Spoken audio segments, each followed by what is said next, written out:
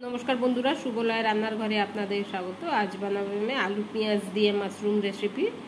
निये निয়েছি 2 packet mushroom. आमि धुए परिष्कार करे केटे नेब। आलू और माशरूम आमार दुटोई काटा हये गेছে। आमि पातला पातला करे गोल गोल करे आलूटा केटे निয়েছি, माशरूमटा धुए केटे निয়েছি। एदिके कड़ा बसिয়ে दिलाम, गरम हये गेছে। देবो सर्षेर तेल। तेलटा गरम हये गेছে। प्रथमे आलूटा भेजे नेब। आलूटाके लाल करे भेजे निते हबे। दिलाम अल्प लवण, देবো अल्प हलुद।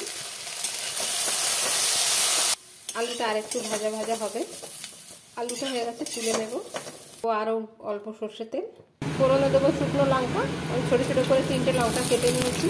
देবো मिहि करे काटा पेঁয়াজ। पेঁয়াজটা आमि एकदम कुचिয়ে নিয়েছি।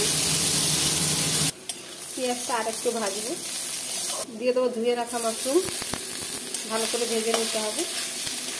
আমাকে জল দিতে লাগবে না, ঢাকনা বন্ধ করে সেদ্ধ করব।